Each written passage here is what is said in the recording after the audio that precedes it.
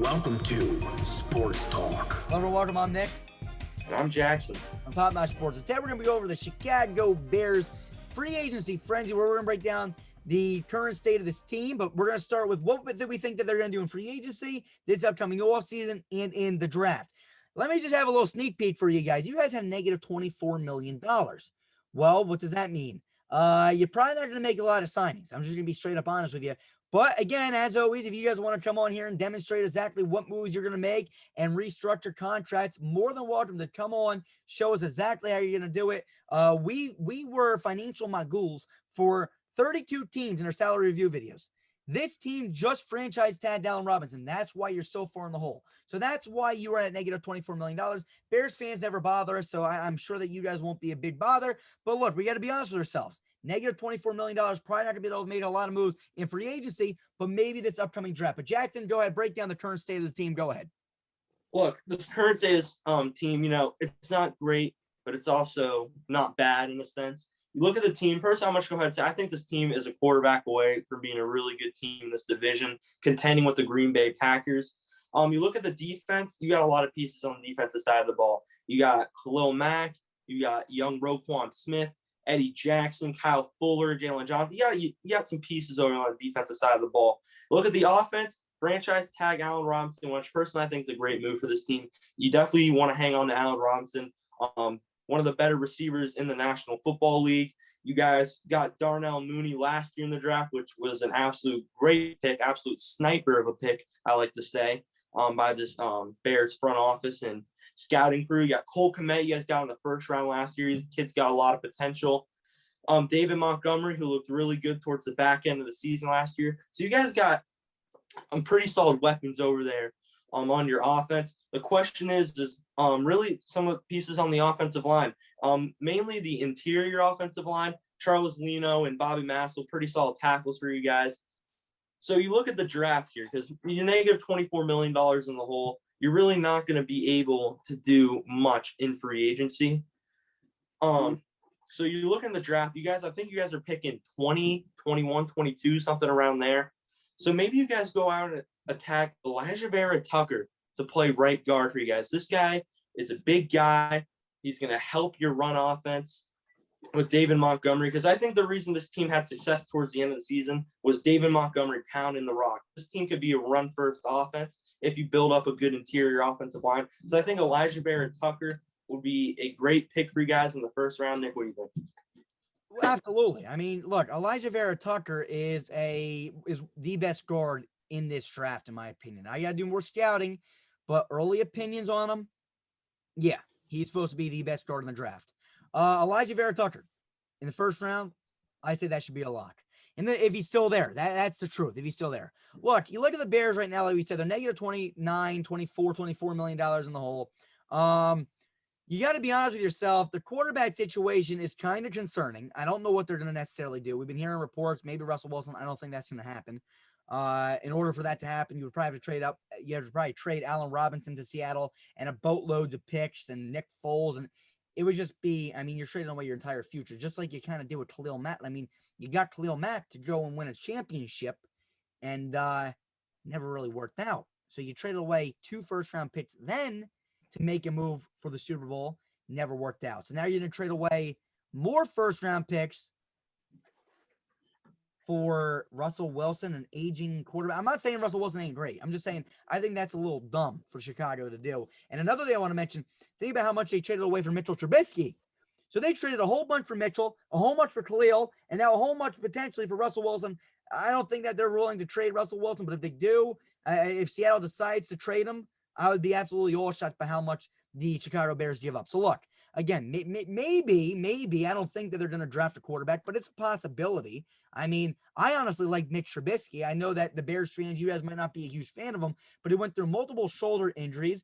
And when Matt Nagy used him to his strengths, getting him outside the pocket, using play action, he looked good.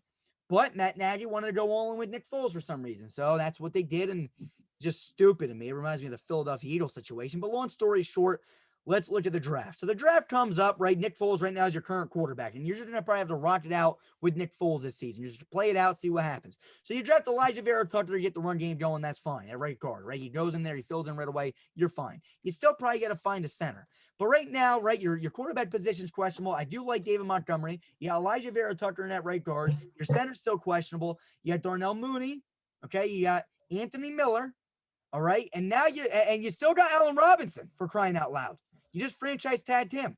So your receiving core is looking pretty good. And whether or not Allen Robinson really wants to be here is a different story. I mean, maybe they just franchise tagged him to trade him because teams will probably be willing to give up a decent amount for someone like Allen Robinson. So you go to the second round and you say, what does this team need? Well, they need a true strong safety, in my opinion. You got Eddie Jackson, and now you go out and you get Hampton and Cyril Ladine, who plays that so-called buck position. I don't know if you guys are too familiar with that position. That's the roaming, the box safety position, the one that can play the weak side linebacker position. So this guy can play strong safety, or he can come down in the box. He's just like a Jeremy Chin. I'm pretty sure he's 6'4", 6'3", 6'4", if I'm not mistaken. Let me just check that real fast. I'm pretty sure I did my analysis on this guy not too long ago. I did some scouting, height. Let me just make sure. I just want to make sure my numbers are right. Yeah, 6'4", like I said. This guy's a big guy that's fast, that can lay the boom. I'm a fan of him. If you can get him in the second round, I like the pick a lot. Third round comes up, and you're like scratching your head. You're like, what do we do? What do we do as a Chicago Bears? Look, my opinion, you draft a guy that can potentially maybe in the future replace Allen Robinson and Sage Surratt. This guy is identical to Allen Robinson. I mean, if you look at Sage and then you look at Allen Robinson, they're almost identical. Okay, Allen Robinson. Okay, I just want to make sure I got my numbers right. Is 6'3". Okay, Sage Surratt, ladies and gentlemen, is also 6'3", and I'm pretty sure the weight is almost spot on as well. I'm pretty sure they're like 10 pounds off. They remind me, they play identical to each other. Look, Allen Robinson, in my opinion, is a top 5 talent-wise wide receiver in the NFL. So you're not replacing Allen Robinson, but you're getting a receiver that is physically built like Allen Robinson, potentially in the third round, that has a lot of potential. For a third-round pick, I like it. I like it a lot. So then you got a really decent receiving core to build around Nick Foles. You got Nick Foles. You got David Montgomery in the backfield with him. You got Cole Kmet. You got Anthony Miller. You got Darnell Mooney. You got Javon Wims. And you got the man you just franchise tagged in Allen Robinson. And maybe if you want to, you build up your future and you send him away for a first-round pick or something. Whatever the hell he may be worth. I don't know what he may be worth. I honestly don't know what his thing is. And nowadays in the NFL, nobody's worth anything. But again, I'm really liking this Bears defense still, especially if you're bringing Hampton to Cyril Ladine. You're going to need to probably attack that linebacker position a little bit more. But again, Hampton and Cyril Ladine can play strong safety or linebacker. So he gives you a lot to work with. Jalen Johnson, I'm a fan of. Coming out of last year's draft, I think you guys got to just wait on him. I think he'll be pretty good for you. And then you got Kyler Fuller on the other side.